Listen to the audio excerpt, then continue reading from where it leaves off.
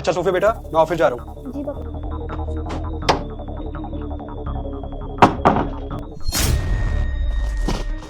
ये अपाहिज का नाटक करते करते ना मैं थक चुकी हूँ। मम्मा जब आप काम कर लो ना तो मेरे कमरे में आ जाना, मेरा स्कूल का काम कर देना। और हाँ, मैंने ये रोज रोज की रोटी खाकर ना पक चुकी हूँ। आप मेरे लिए कुछ टेस्टी सा बना देना, चाउमीन या फिर पास्ता।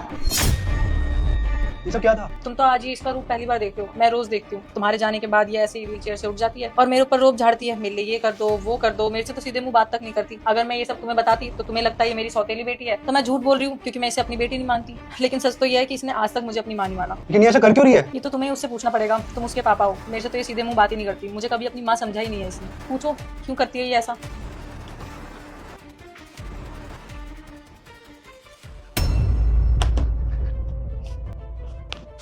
बंद करो अपना ये नाटक, मैंने सब कुछ देख लिया। पापा आप तो ऑफिस गए थे ना? नहीं गया मैं ऑफिस, आज सुबह से मैं घर पे हूँ और मैंने अपनी आंखों से सब कुछ देख लिया। ये तुम सुबह नाटक कर रही थी ना? नहीं पापा, मैं अभी भी बीमार हूँ। मेरे ना गर्दन में दर्द है अभी। तुम्हें शर्म नहीं आती? अभी भी झूठ बोली जा रही हो। मुझे समझ नहीं आता तुम ऐसा कर क्यों रही हो। पापा आप ना गलत समझ रहे हो, मम्मी ने आपको भड़का रही है। मैं अभी भी सही से नहीं चल पाती। वो तो मैं लंगड़ाते लंगड़ाते वॉशरूम गई थी। मम्मी ने मेरी बिल्कुल हेल्प नहीं करती। बस बेटा बहुत हो गया, अब झूठ बोलने का कोई फायदा नहीं है। मैंने आपके पापा को नहीं भड़काया है। उन्होंने सब कुछ ना अपनी आंखों से देख लिया है कि कैसे उनके जाने के बाद व्हील चेयर से उठ जाती हो और मेरे ऊपर रोब झाड़ती हो और मेरी एक बात नहीं सुनती और मुझे मम्मा तक नहीं मानती तुम। आज वो ऑफिस गए ही नहीं है, उन्होंने सब कुछ देख लिया। क्योंकि मुझे अच्छे से पता है कि अगर मैं इनको बताती तो तुम झूठ बोलती, फिर ये तुम्हारे बहकावे में आ जाते और मेरी एक बात नहीं सुनते। अब बस तुम्हारे पापा ये जानना चाहते हैं कि तुमने ऐसा क्यों किया, ये नाटक तुम क्यों करती हो। सोफिया, आपकी मम्मा बिल्कुल सही कह रही है। आप ये नाटक क्यों कर रही हो? क्या मिल रहा है आपको ये सब करके?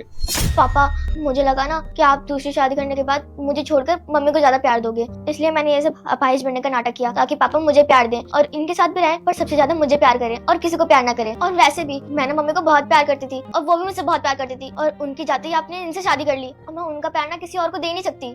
नहीं बेटा, मैंने दूसरी शादी इसलिए की ताकि शताक्षी तुम्हारा ख्याल रख सके। अब मैं तो ऑफिस होता हूँ तो पीछे से तुम्हारा ख्याल कौन रखता? तुम्हारे पास मम्मा तो थी नहीं ना। मैंने सिर्फ तुम्हारे लिए ही इनसे शादी करी और शताक्षी तुम्हें अपनी बेटी मानती है, बल्कि तुम ही हो जो उनको अपनी मां नहीं मानती। और एक बात बताओ, तुम्हारी मम्मी जो तुम बोलती हो सब कुछ करती है ना, तुम्हारा होमवर्क करती है, तुम्हारे लिए सब कुछ बनाती है, फिर भी तुम ऐसे कर रहे हो। अब चुपचाप तुम शताक्षी को सॉरी बोलोगी, ठीक है? और जैसे अपनी मम्मी से प्यार करती थी वैसे ही शताक्षी से प्यार करो, उन्हें सॉरी बोलो। बस बहुत हुआ, मैं उनका प्यार इनको नहीं दे सकती। मुझे इनके साथ नहीं रहना। ठीक है, तुम्हें इनके साथ नहीं रहना ना? ठीक है, फिर तो तुम्हें हॉस्टल ही जाना पड़ेगा। नहीं पापा, हॉस्टल मुझे हॉस्टल मत भेजना प्लीज। मुझे इनके साथ नहीं रहना, पर आपके साथ तो रहना है ना पापा। शताक्षी, इसका सूटकेस पैक करो। नहीं पापा, मुझे हॉस्टल मत भेजो। मैं इनके साथ रहने का ट्राई करूंगी, पर मैं हॉस्टल नहीं जाऊंगी। प्लीज पापा, आज के बाद ना मैं इनके साथ ऐसा कभी नहीं करूंगी। नहीं बेटा, मैं भी तुम्हें हॉस्टल नहीं भेजना चाह रहा था। मैंने ये सब तुम्हारे लिए किया था, मैं भी तुमसे अलग नहीं रह सकता। अब जाओ अपनी मम्मी से गले मिलो और उनको सॉरी बोलो। सॉरी पापा। सॉरी मम्मा, आज के बाद मैं कभी ऐसा नहीं करूंगी।